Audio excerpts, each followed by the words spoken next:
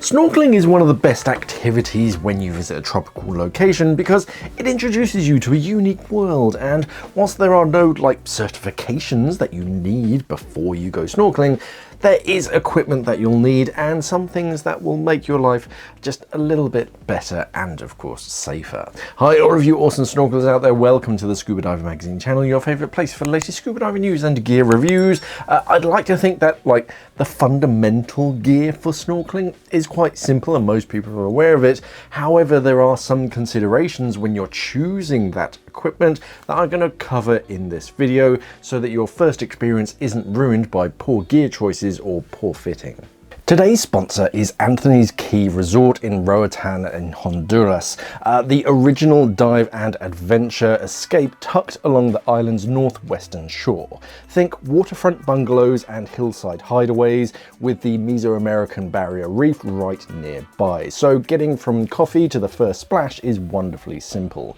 What I like about Anthony's Key is how holiday logistics basically disappear. Their resort package includes accommodations, round trip airport transfers and 3 daily meals, plus resort amenities like a freshwater pool, kayaks, paddle boards and Wi-Fi. Divers can add dedicated dive packages, and the resort also offers on-site PADI training from beginner all the way up to professional levels. If you've got snorkelers in the group, then guided snorkel trips run daily, and you can also snorkel at your own pace around Bailey's Key or the resort's backyard lagoon. And for a truly bucket list day, their dolphin programs offer everything from gentle family-friendly encounters to long swim and snorkel experiences in a natural lagoon setting with trainers and marine biologists. They also put real effort into sustainability, including solar power and roof restoration initiatives. If a warm water dive or snorkel break has been calling your name, check packages, dates and current specials at anthonyskey.com.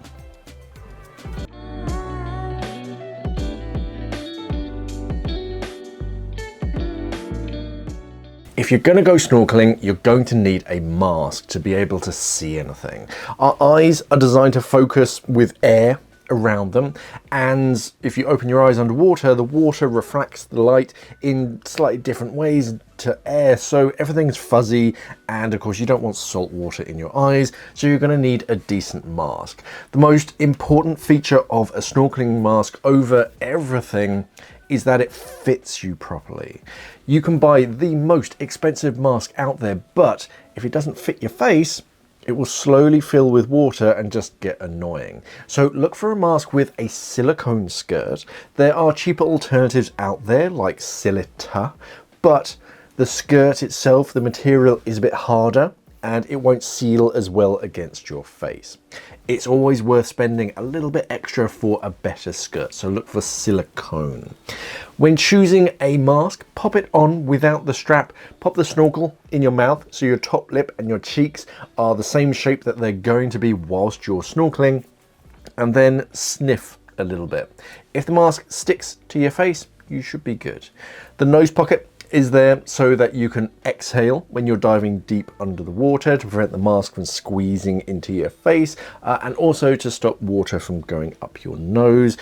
If you are diving deep, then of course remember to pinch your nose and blow out to equalize your ears, just like when you're on an aeroplane. Another reason why we have that nose pocket.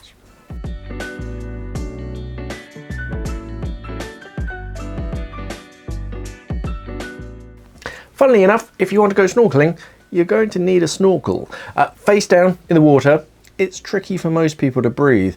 There are several types of snorkels out there, and some can have some quite clever features, but if you do want to keep it very simple, there are often mask and snorkel kits out there that take all the decision making away. You just buy a mask and snorkel kit. But the most simple snorkel, if you're buying them separate, is what we call just a J snorkel. It's a tube with a hooked section at the bottom with a mouthpiece on it. It's kind of shaped like a J. These are the cheapest, but they're better suited to more advanced snorkelers who don't mind a little bit of water in their mouth. For those who aren't too keen on water, there are dry valves at the top and bottom of some snorkels and combinations.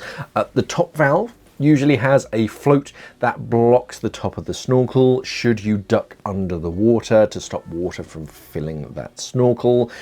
The bottom valve is a one-way valve, so that if any water, because it does find its way inside of the snorkel, it basically gets pushed out of the bottom whenever you exhale, but you can still breathe in past it if there is a small amount of water in that snorkel. For beginners, I usually recommend a dry snorkel until you're more confident with breathing.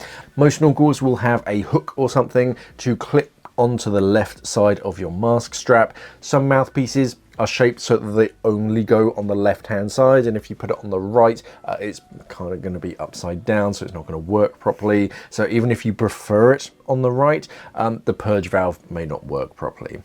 It basically comes from our scuba diving, I'm afraid. Our regulators come in over our right hand shoulder, and if you have the snorkel there as well, it just kind of gets in the way on the right side, so we keep snorkels on the left.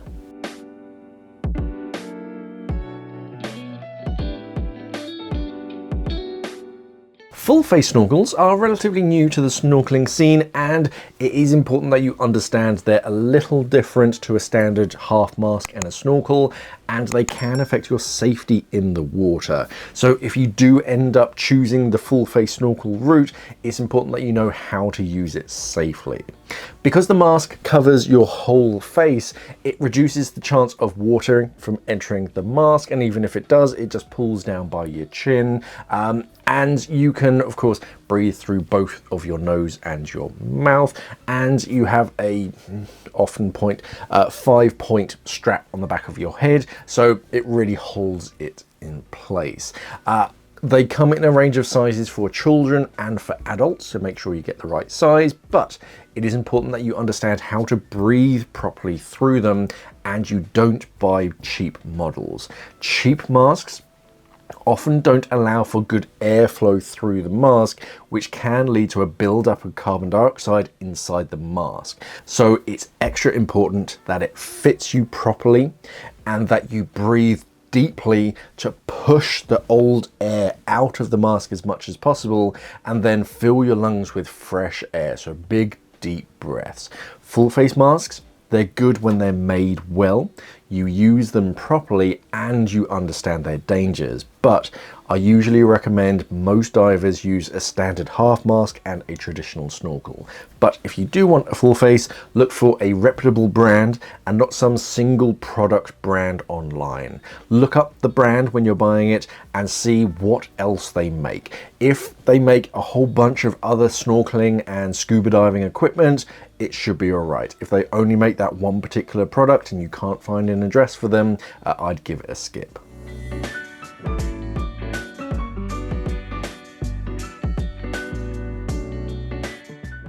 When you're on the water, you are very exposed to the sun, and whilst the water is cooling you down, you don't realize how much that sun can actually burn you. It's good to cover yourself up, and sunscreen isn't the best option. Sunscreen, of course, washes off, and many are actually bad for the reef, so a better option is a rash vest. Rash vests are made to keep you covered even when they're wet. Normal t-shirts are okay, but the tiny gaps between the fabric just let some light through, especially when wet. They also take quite a while to dry, whereas rash vests dry in minutes, so your next dive is a lot nicer to get dressed for. Rash vests are also good to protect your wet skin from bumps and scrapes, as well as some marine stings. Brush up against some fire coral and you'll know about it, but if you're wearing a rash vest, you're less likely to leave the water with a scratch and a rash. So consider long sleeves. It also helps with tan lines, but yeah, rash vests, they're better than conventional t-shirts and they protect you from more than just the sun.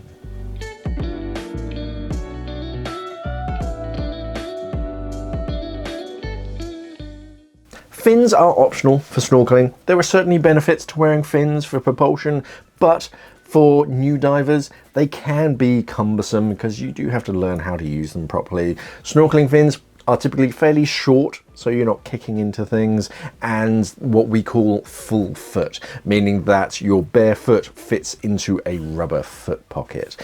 But we are seeing some open heel snorkeling fins now for some adjustability. If you're new to snorkeling, just choose something short and flat that fits your foot. They should be snug on your foot, but not tight. If it's digging in, it's too small for you and it's going to be painful over time. But also if it's too loose, then wear a pair of normal socks to help stop them from rubbing. Flat fins are easier to pack and of course easier to walk around in. You don't want to be walking around very much in fins because you will trip over, but kind of shuffling side to side or walking backwards in fins is a lot easier when they're flat and of course short. You'll be surprised at how even the shorter pair of fins can help you propel through the water.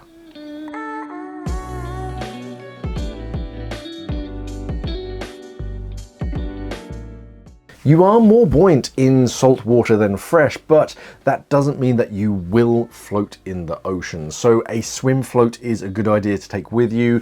There are several options out there with a range of uses, from flotation vests that you wear to hold you on the surface and hopefully flip you face up if you're unconscious. You obviously can't duck dive with them because they float, but if you're unconfident in the water, it's a good choice. You clip it on and it just helps to keep you buoyant on the surface. Inflatable buoys can be handy because they're often brightly coloured and help boats and others on the shore see where you are in the water. And some actually have dry sections to kind of bring things with you, such as keys, drinking water, stuff like that. And if you need to, you can then hold on to it to take a rest. These are good, but you often need a reel or some kind of tether to attach it to yourself to pull it along. And of course you need to be careful not to get that tangled up in your feet. But it is nice to have something that floats nearby. If you get a little bit tired, you can just hold on to it to rest for a little bit.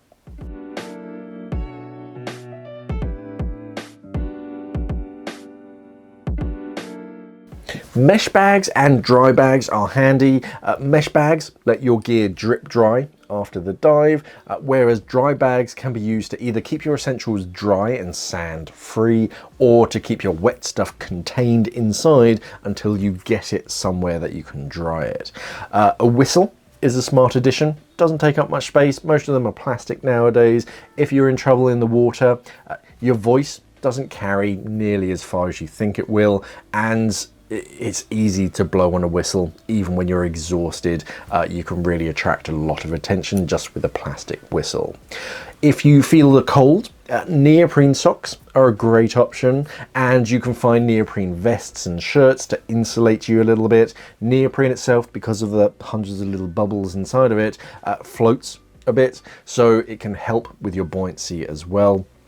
And if you're allergic to neoprene, we have neoprene alternatives today that adds a little bit of extra warmth without the added buoyancy. So if you do feel the cold, we do have insulating materials nowadays, and they do protect you from the sun as well. Obviously, remember your towel and a hat to cover yourself up, but your essentials really are the mask and the snorkel. Everything else really is a bonus. If you're going to be snorkeling more than once, it's best to invest in a half decent brand. A lot of the big scuba diving brands make a snorkeling range as well, so they're benefiting from all their years and years and heritage of R&D building stuff for scuba divers, but they make a more affordable range for snorkelers, so it's worth checking them out. And of course, look after it so it doesn't rot. After you come out of the salt water, wash it down with fresh water, let it dry properly out of direct sunlight. The sunlight's going to damage some of the materials, and you want it dry because the water can just kind of fester. And most masks, when they're brand new, they need to be prepared, otherwise they can fog up very quickly. If it is a glass lens, which is the best option. Look for a tempered glass. You'll often see like a capital T somewhere on the lens itself, usually means it's tempered glass. Use some children's toothpaste. Rub that on the inside of the lens when you get it home, when it's brand new, and then right before the dive, spray some defog, or some divers just spit on the inside of their lens. Rub that around to stop your mask from fogging up inside. Keep your snorkel valves clean. If you drop them in the sand can clog up the one-way valves and prevent them from sealing, and just let extra water in, which is obviously a bad thing, so keep them clean. Warm, sometimes soapy water if you want to, run them through each of the valves, and that can help just remove any sediment. And if you do get a small amount of water in the snorkel whilst you're out at sea, you can often breathe past it if you don't inhale too hard. The usual rule for snorkeling is exhale hard, inhale gently. That way you can keep water out of your mouth, and if you're exhaling hard, you keep the water out of your snorkel.